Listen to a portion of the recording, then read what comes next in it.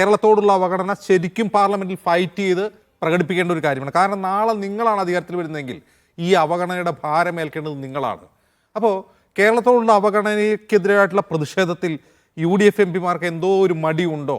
കുറെ കൂടി ശക്തമായി ഇപ്പോൾ തമിഴ്നാട്ടിൽ നിന്നുള്ള എംപിമാരൊക്കെ ഈ വിഷയം ഉന്നയിക്കുന്നതിൽ UDFന്റെ എംപിമാർക്ക് എന്തെങ്കിലും മടിയുണ്ടോ? ഇല്ല, UDFന് ഒരു മടിയില്ല. UDFന് മടി വരുന്നത്, ഇപ്പം ഞാൻ ചോദിക്കട്ടെ, കേരളത്തിൻ്റെ കിട്ടേണ്ട സാമ്പത്തിക അവസ്ഥയെ സംബന്ധിച്ച് ഒരുമിച്ച് റെപ്രസെൻറ്റേഷൻ കൊടുക്കാൻ വേണ്ടി തയ്യാറായതാണ്. പക്ഷെ അവിടെ സർക്കാർ ചില നിർബന്ധങ്ങളായിരുന്നു. സർക്കാരിൻ്റെ പിടിപ്പുകേട് കൊണ്ടുണ്ടായത് കാര്യങ്ങളും മറച്ചു വെച്ചുകൊണ്ട് വയനാട് വിഷയം സുരേഷ് ഗോപി പറയുന്നത് പിടിപ്പുകേടിനെ കുറിച്ചാണ് സർക്കാരിന്റെ, തരുന്ന ഫണ്ട് ചെലവാക്കുന്നില്ല എന്നാണ് സുരേഷ് ഗോപി പറയുന്നത്. ഇല്ലില്ല, ഞാൻ അതിലേക്ക്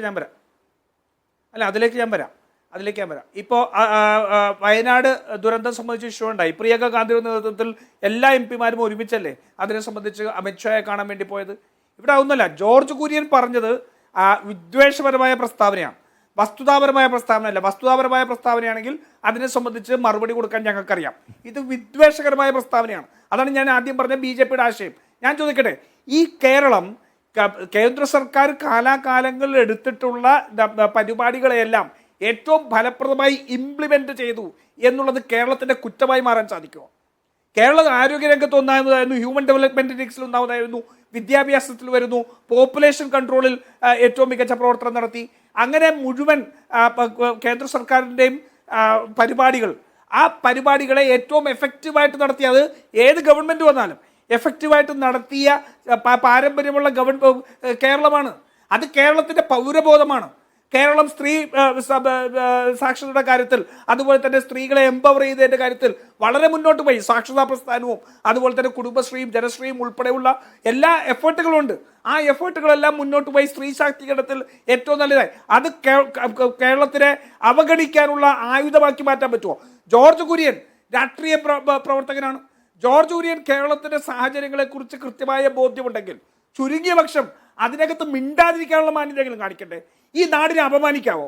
ഈ നാട് കഴിഞ്ഞ കാലങ്ങളിലെല്ലാം ഇവിടുത്തെ പൗരബോധത്തിനും ഇവിടുത്തെ കൂട്ടായ്മയിലും വളർത്തിയെടുത്ത മുഴുവൻ നേട്ടങ്ങളെയും റദ്ദ് ചെയ്യുന്ന രീതിയിൽ, അല്ലെങ്കിൽ ആ നേട്ടങ്ങളെ മുഴുവൻ ഒരു പറയുന്നത് അപഹസിക്കുന്ന രീതിയിൽ നിങ്ങൾ ഒന്നും ഇല്ലാത്തവരാണെന്ന് പ്രഖ്യാപിക്കൂ, അങ്ങനെ തരാമെന്ന് പറഞ്ഞാൽ ഇങ്ങയുടെ ഗവൺമെൻറ് ഏതാ? ഇവിടുത്തെ അന്യൻ ഉടമ ബന്ധമാണ് ഇവിടെയുള്ളത്. ഞങ്ങൾ ചോദിക്കുന്നത് ഞങ്ങളുടെ ജനാധിപത്യപരമായ അവകാശത്തെക്കുറിച്ചാണ്.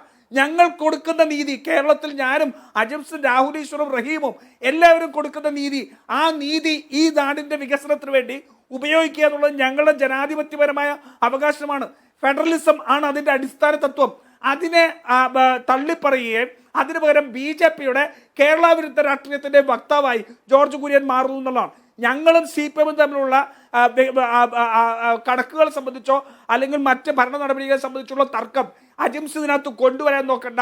കാരണം ഈ പോരാട്ടം BJPക്കെതിരാണ്, കേന്ദ്രത്തിനെതിരാണ്. അത് അങ്ങനെ തന്നെ കാണേണ്ടി വരും. പിന്നെ സുരേഷ് ഗോപിയെ സംബന്ധിച്ച് ബഹുമാനായ ശ്രീ രാഹുൽ ഈശ്വർ പറയുന്നുണ്ടായിരുന്നു. ഞാൻ പറയട്ടെ, ഒരു മിനിറ്റ്. എന്തോ പറയൂ രാജീവ്, കൺക്ലൂഡ് ചെയ്യൂ. ഞാൻ പറയട്ടെ, സുരേഷ് ഗോപി ഏതോ ഹൃദയത്തിൽ നിന്ന് സംസാരിക്കുന്ന പറഞ്ഞത്. രാഹുൽ, ഞങ്ങളെല്ലാവരും ഈ നാട്ടിൽ ജനിച്ചു വളർന്നവരാണ്.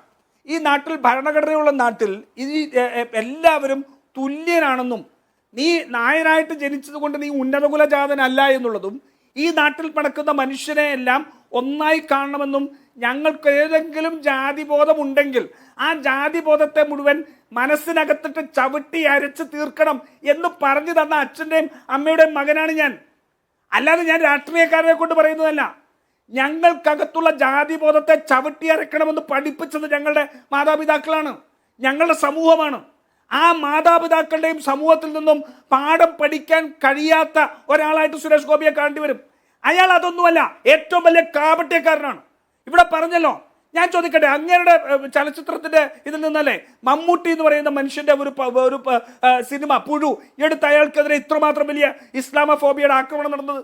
ഒരക്ഷരം വേണ്ടിയോ? ഒരൊറ്റ അക്ഷരം വേണ്ടിയോ സുരേഷ് ഗോപി? ചെയ്തില്ലല്ലോ. എന്നിട്ട് പോയിട്ട് തെരഞ്ഞെടുപ്പ് വന്നപ്പോൾ അവിടെ പോയി റംസാൻ പിടിച്ചു.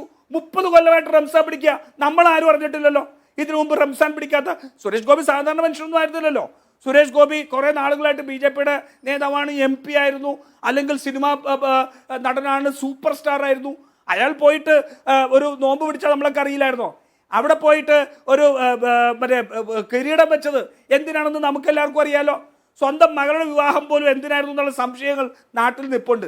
അപ്പൊ ഇത്രമാത്രം വലിയ കാപട്യം ഇയാളുടെ മനസ്സിലുണ്ട്.